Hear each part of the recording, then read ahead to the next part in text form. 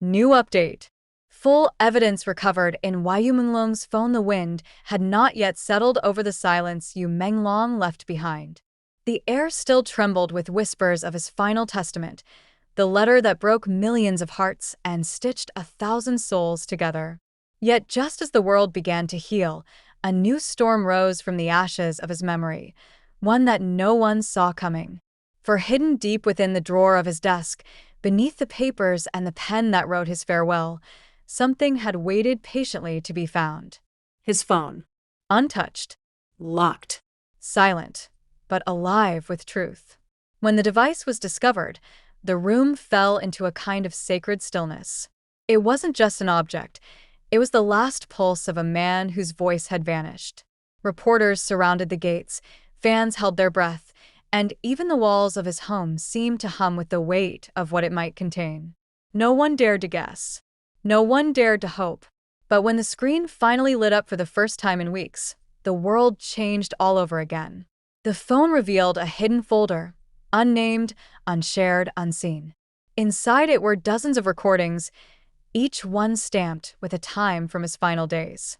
And as those files were played, piece by piece, the truth unfolded not as scandal or shock, but as something far more human: love, confession, and quiet redemption. His voice came through the speakers, soft and unguarded, carrying the kind of tremor that only comes from a man standing between this world and the next. "If someone is hearing this," he began in a tone that felt almost celestial, "it means you've found what I couldn't say out loud." He paused, a silence that said more than words ever could. Then he continued, "They will remember my will. They will talk about it. But this is what I kept hidden. My truth. My peace. My apology." The first recording lasted only 2 minutes. But in those 2 minutes, the weight of every rumor, every question, every haunting mystery surrounding his last message found its answer. He spoke of the loneliness that fame carved into him, the way applause sometimes turned to echoes, how laughter faded when the stage lights dimmed. They loved the image, he said, but few ever saw the man behind it. The one who forgot how to rest, who smiled through the noise, who lived in the shadows of perfection. He confessed his fears, not of death, but of being misunderstood.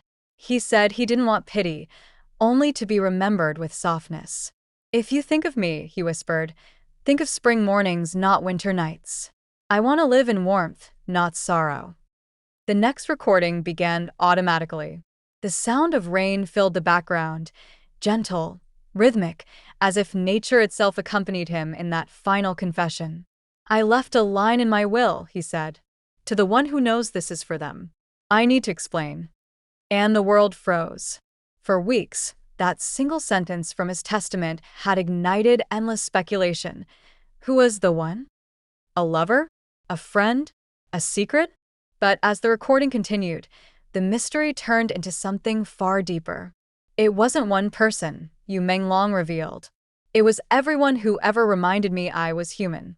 The fans who wrote letters saying I helped them through pain. The people who believed I was more than a role. You were all the one. You saved me every single day. Those words didn't just reach ears, they reached hearts.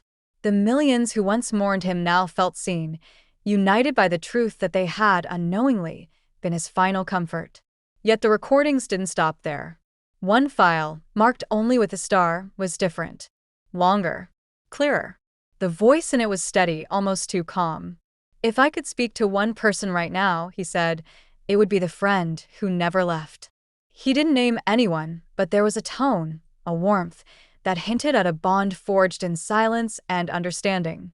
"You told me once," he continued, "that even when the world stops clapping, our stories don't end. You were right. I'm leaving you my last laugh, my last memory, and my gratitude. You gave me something no fame could: peace." When those words became public, one man's quiet visit days earlier suddenly made sense.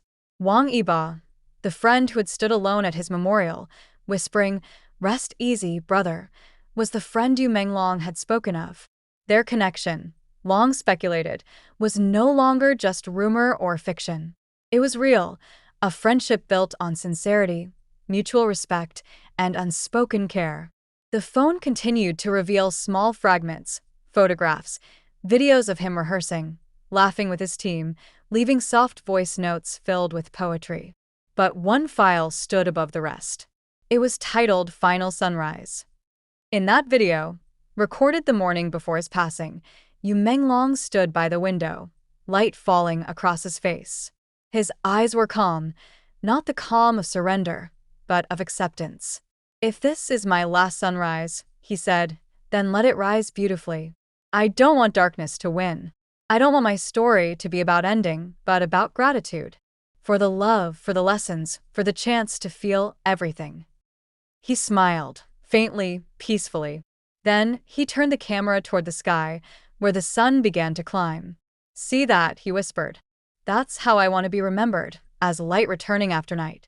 When investigators finished reviewing the device, they handed over every file to his family, who later chose to share selected recordings with the public. The reaction was immediate and overwhelming. News outlets didn't call it evidence anymore. They called it salvation. The phone hadn't uncovered a scandal, it had restored a soul. Social media turned into a global tribute. Hashtags like #MENGLONG'S message and #The Final Sunrise flooded timelines. Fans wrote, "He's still speaking to us." Others said, "He taught us how to say goodbye without breaking." Even those who had never followed his career felt something stir within them, a realization that behind every face on a screen lives a beating heart, sometimes burdened by its own brightness. What made the discovery truly haunting, however, was one last text draft found unsent in his phone's notes app. It was only a few lines, unfinished, yet somehow complete in feeling. "I think heaven is not a place above us, but a memory that lives inside those who remember kindly. If I become that memory, then I am already home."